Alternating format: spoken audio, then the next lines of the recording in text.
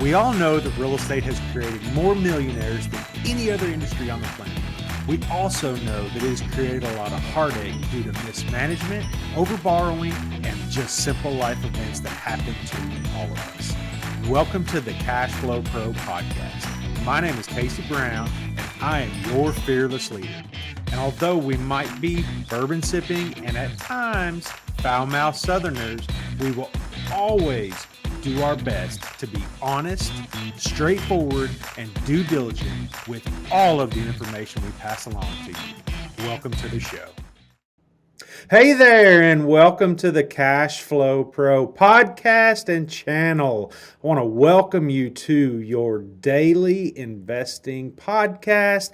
And today I am here with Shawn Johnson with HomeVault. Shawn and I were talking prior to the show, and he was just telling me all of the ins and outs of everything they've got going on. And I can't wait for you all to hear exactly what he's going to tell us. Shawn, how are you today? I'm good, Casey. Thanks for having me on. Awesome, man. That's great. I'm just intrigued with this whole thing, and I can't wait for you to tell us a little more about it. So tell us.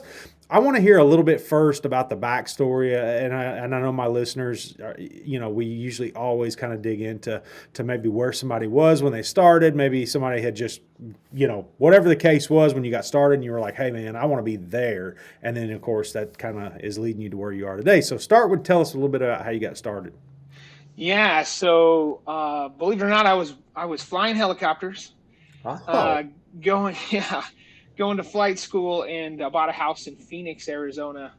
And this was 2002 to 2004. And I literally wanted to live in the house long enough to avoid capital gains. Yep, 2 years. And it was a live and flip that I did nothing to really. I just did some, basic handyman stuff. And by pure luck, was able to sell that house for a $65,000 profit because the market was stupid. Yep. Stupid crazy like it is today. And, I was going to say, it sounds familiar. Yeah, that really kind of got the real estate fire in my belly, and that's what kind of sparked my interest in this lifestyle. So awesome. Well, that kind of brings us to a little bit, of course, and again, I'm notorious in my house for repeating things to my kids, but they don't listen. I know my listeners listen. So, but what I always try to go back to, you make a profit like that because there's always that thought of don't ever sell, but then there's that thought of how do you turn down, or how do you say, your 65,000 really isn't good enough for me.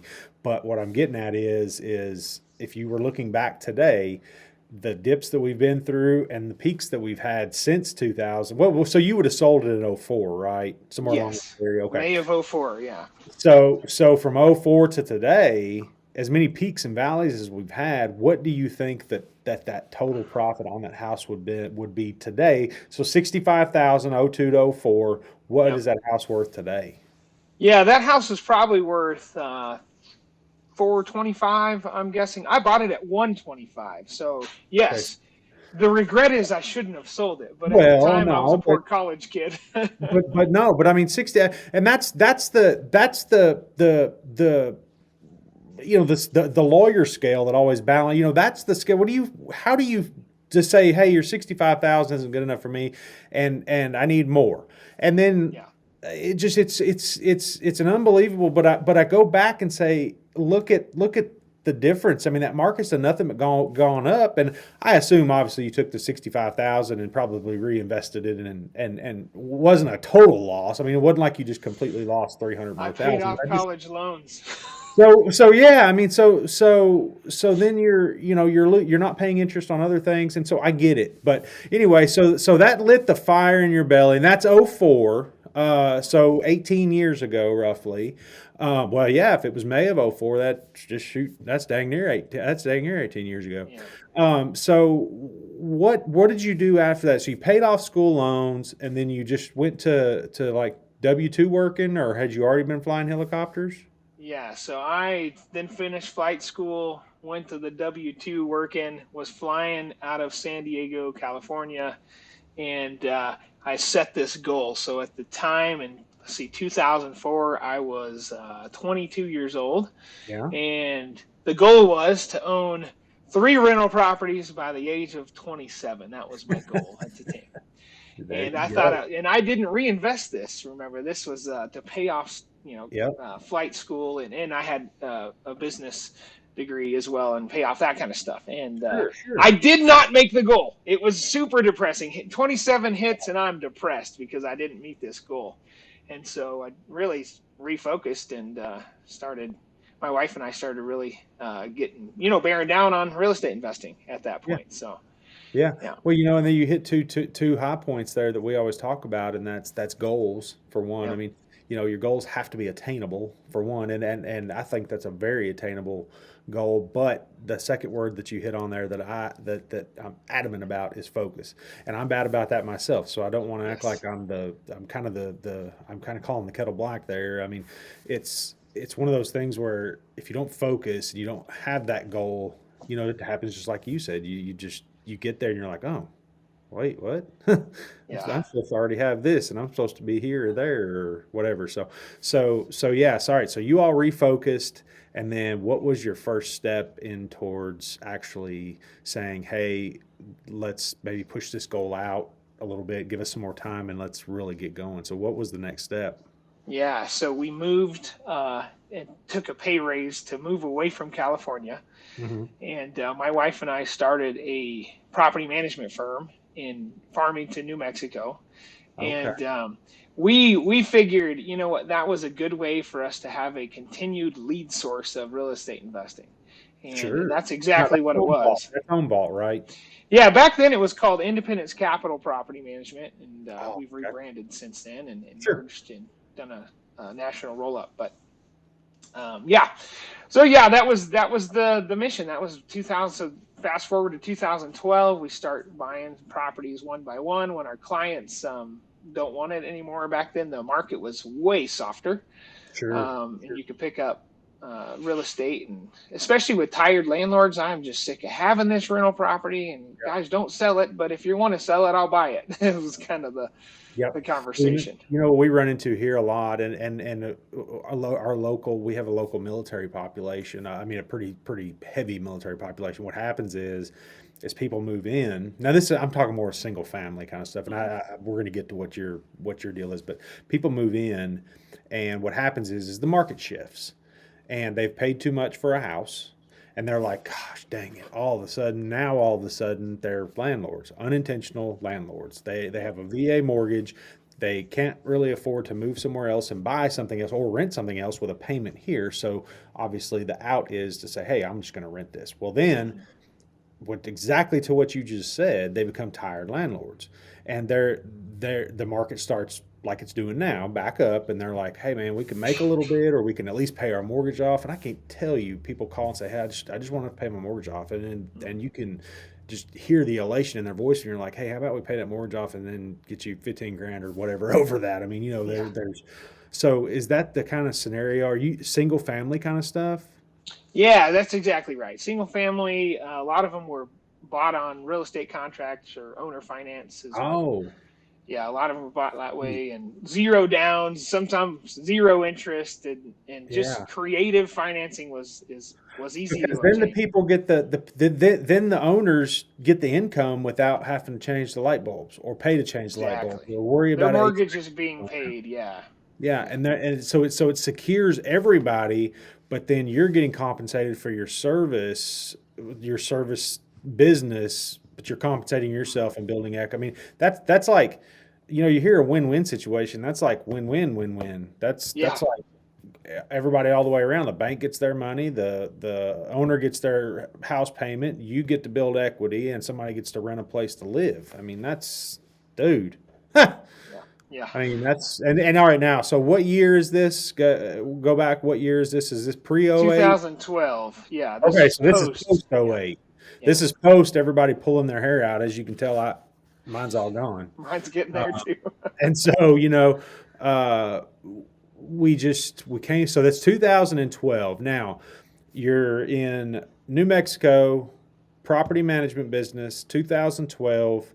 You're buying these. How many doors did that end up being before maybe like your first big expansion into how did that look? Probably about 23 Gosh.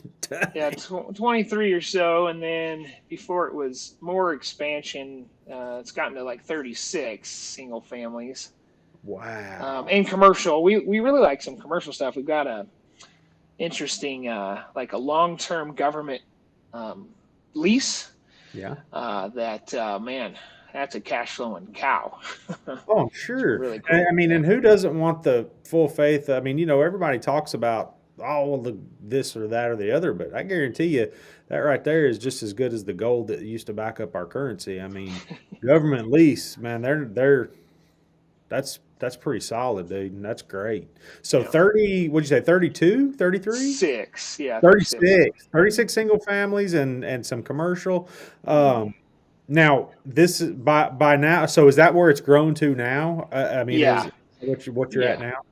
Yeah. Man, that's killer. Any of those owner financing contracts still left, or have you bundled Yeah. and Yeah, financed? quite a few of them are. We've refinanced some of them. They were on a shorter term owner finance, but man, there's several, probably 6 or 7 that are still owner financed. Yeah. I mean, and that's just money in the bank. I mean, Hmm. that's what I always call in the show mailbox money. I mean, Yeah. that's money you go pick up now. So the property management company itself, you had told me, I think, prior to the show that you're in 7 states, 6 states, 7 markets. Yeah. 6 states, 7 markets. So talk a little bit about that. I mean, so you're obviously doing your own owner, your own owner management with what you've got there, and then what does it look like? Because in the real estate syndication world, property managers and interviewing property managers is like, I mean, that's one of the Yeah. biggest. I don't even want to call it a speed bump. It's like one of the biggest blocks you've got to drive over is to figure out, because A, you don't want somebody stealing your money. Yeah. B, you don't want somebody neglecting your property. And C, I mean, which both of those go to C, is trust. Hmm. Um, and man, that's such a, so if you can scale that into some type of forward looking business, I mean, how are you able to scale that? Yeah. So really just relationships and local relationships really, and then why it's in multiple states, in multiple markets. We've done some acquisitions in other markets like Albuquerque, New Mexico, Yeah. and expanded throughout New Mexico. And then was really a group of guys in a mastermind that were all property managers, Hmm. running things by, running things past each other to really learn the business. And Sure. we decided let's merge some of these together and make a national brand from it. And that's kind of how that formed. So, do you take on third party, like if I, like, let's say I own 100 units in Roswell. Do I call you and say, "Hey, man, I want to talk to y'all about being a property manager of of my buildings," or is this solely just stuff that you and your guys are Yeah. doing? Yeah, great question. 90% of it, 95% of it is all third party, and we do Oh, single wow. single family. So it's not Okay. actually any multi. So Okay. What do you feel is the biggest challenge with the single family? Of course, we don't have a lot of. I don't. We don't do a lot of syndication stuff with single family. mhm. What do you feel like is the biggest challenge from a property management standpoint, especially if there's single family owners out there that are looking to move or thinking about leasing out? What's the biggest challenge there? Yeah, it's managing expectations, just like anything. Sure. I think people have a different preconception of what it looks like to be a landlord, and then understanding the financial backing and the capital that it takes to run an effective Yeah. single family or business. I call them a business because they Yeah. should be treated like a business.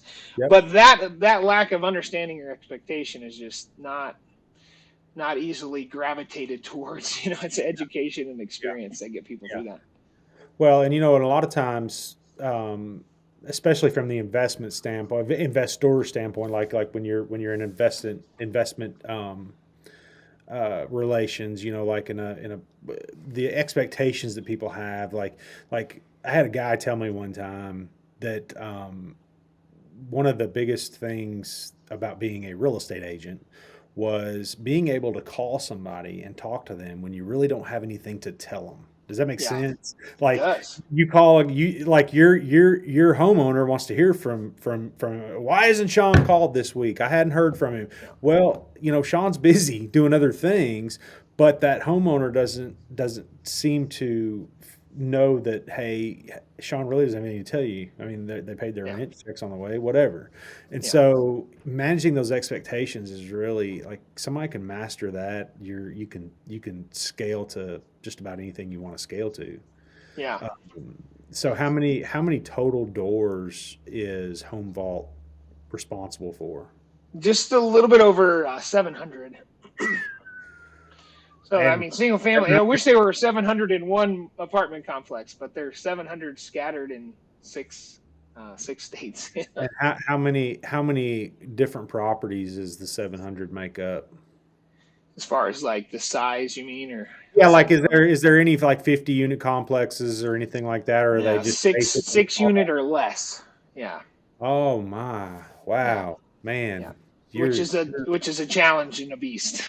Yes, I mean you're doing things that I mean that people have been trying to figure out it because I've always said if somebody could, it's kind of like desalinating salt water. The person that figured that out was a genius, and I always said the Yeah, person that figures out how to scale single family ownership or like single family rental management. I mean, to us, and when I'm saying scale, I mean scale like y'all are doing. I mean, that's unbelievable, and I can only it is. assume that the hierarchy from there goes, you all at the top, and then of course you probably got sub managers for and then on Yeah. down to the people that actually change the light bulbs and unclog the toilets. But Mhm. but what you know I guess then the next thing that kind of clicks in my mind is expense, and of course there was always an idea that, hey, property management is 10%. You do 10%, and I can only assume that with the setup like that, I mean you couldn't be doing a whole lot less than 10%. I don't Yeah. want you to necessarily disclose what you're doing for anybody else, but I just mean the expense of that has got to be huge.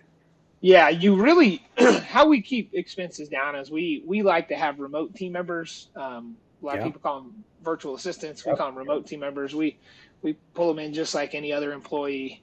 They're part of the team. They're Yep. highly skilled. I mean, we have people with PhDs and engineering degrees and whatnot across the country or across the world that Yeah. work for us.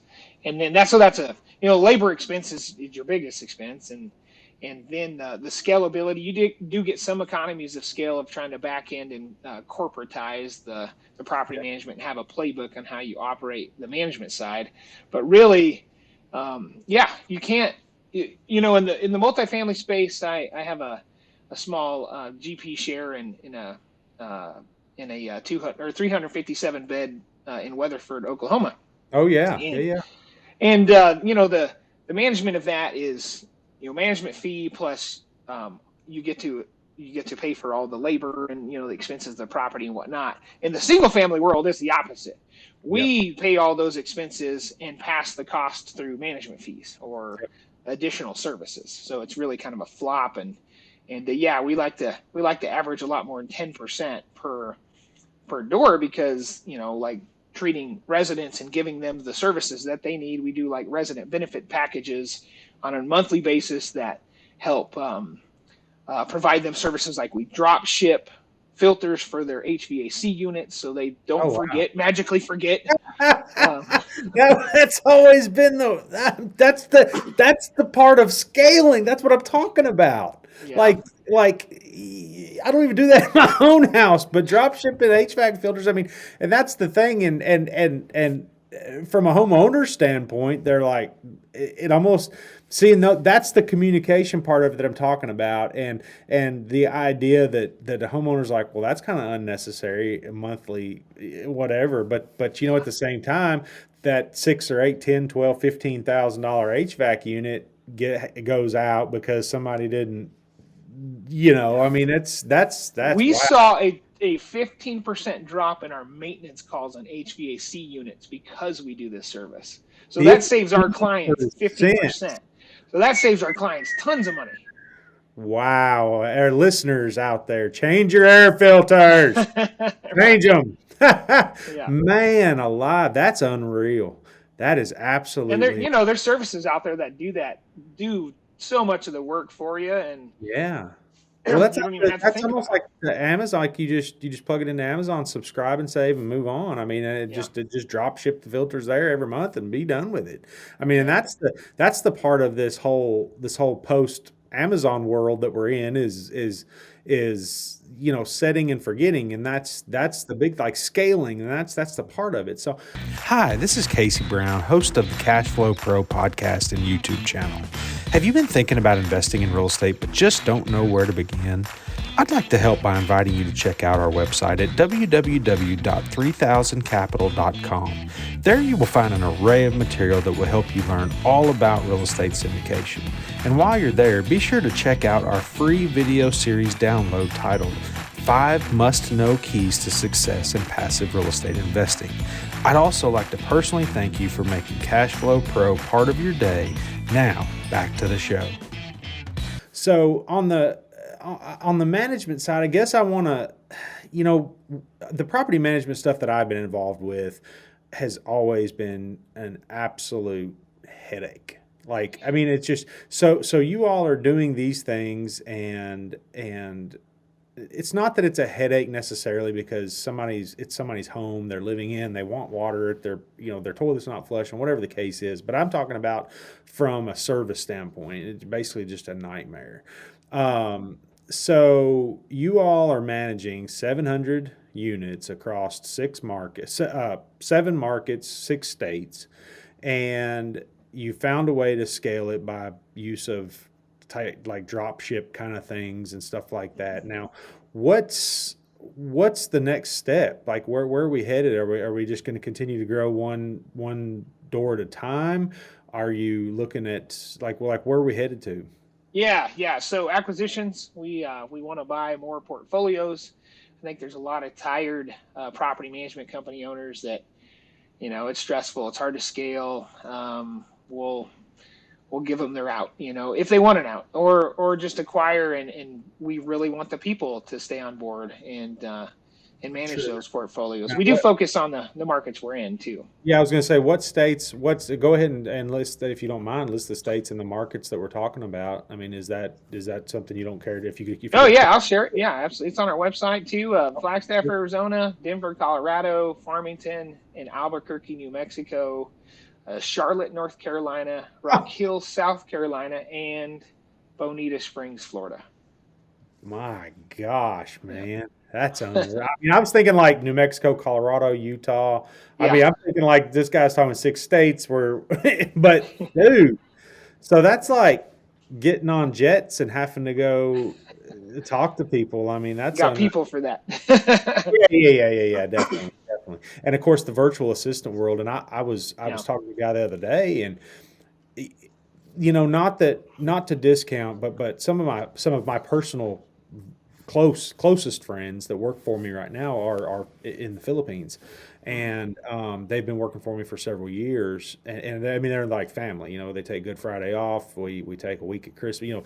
It's a business, but you have to treat them like family because they are people too. But the bottom line is that you can, like you said, you got PhDs, you've got masters and MBAs basically, Yep. and just because somebody gets an MBA in the Philippines, why do we tend to automatically be like, oh well, that's MBA in the Philippines, not in America, so it's valued at this. But what I'm getting at is that like $8 an hour, and they're tickled to death because it buys so much more there than what $8 an hour would buy here. So what I'm getting at is that you're spot on there with the virtual assistants, and the challenges of training them and finding people who are who they say they are. That seems to be the biggest challenge with us is the training, and with bringing on new folks, I guess is what I'm saying. So. Well, that's great, man. So we're headed to new acquisitions, and I'm assuming that you.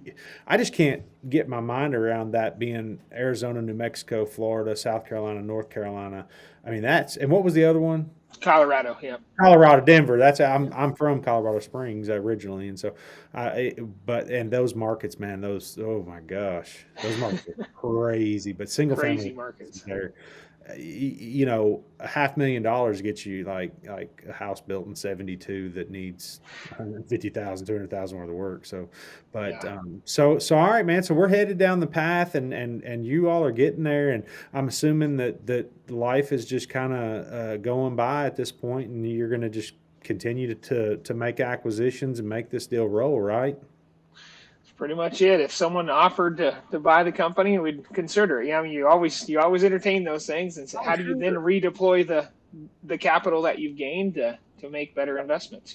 Yeah, and then try So, to get bigger mailbox money, or yep. then maybe you transfer into two or three big multi-families or something, something but yeah, so that's awesome, man. Well, listen, we're pushing up close to the end of our time here. I want you to tell the listeners. So I'm assuming that somebody calls you that's listening in one of those markets or close to one of those markets or anywhere, basically. If they had a big enough portfolio, I'm assuming it would be worth at least Oh yeah. looking at. So, from an acquisition standpoint, like anybody out there that's looking or thinking about selling or has something that maybe you're feeling, I just maybe want an out, like you said, give them that out.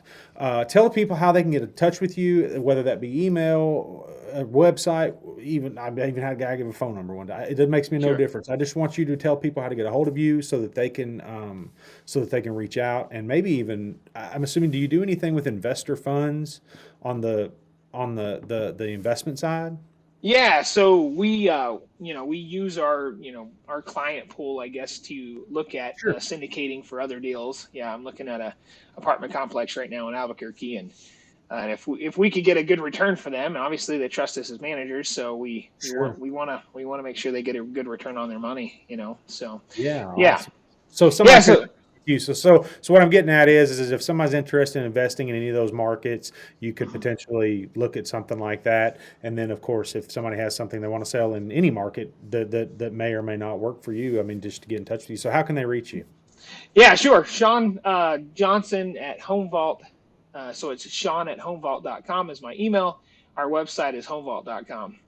Okay, and I want to just to clarify because there's a couple of different ways to spell it. It's SHAWN, correct? Yes, it is. Yep. Okay, so Yep. Thank Shawn, SHAWN, Johnson at homevault.com, HOMEVAULT Yep. dot com, You and got he it. would be glad to hook you up. So, Shawn, thanks, brother. I appreciate you taking the time out of your day to be with us and talk a little bit because I'm still just sitting here wrapping my mind around, hey, this guy's not going to bed anytime soon because he's got 700 and something single family rentals spread across 6 states. But man, that's killer, dude. That's Thank you. scale to the max. So, It's anyway, been fun. Shawn, thanks again, brother. We do appreciate it, and I hope you have a great rest of the day. Thanks, Casey. Appreciate it. Thank you. Cashflow Pro is hosted by Casey Brown, founder and CEO of 3000 Capital, a commercial real estate investment firm committed to providing its investors with ongoing cash flow and helping them build long-term wealth. If you enjoyed today's podcast, make sure to hit that subscribe button so you'll be notified about all our future episodes. You can find more information about us and our investment philosophy by clicking the link in the show notes below. Thanks for listening.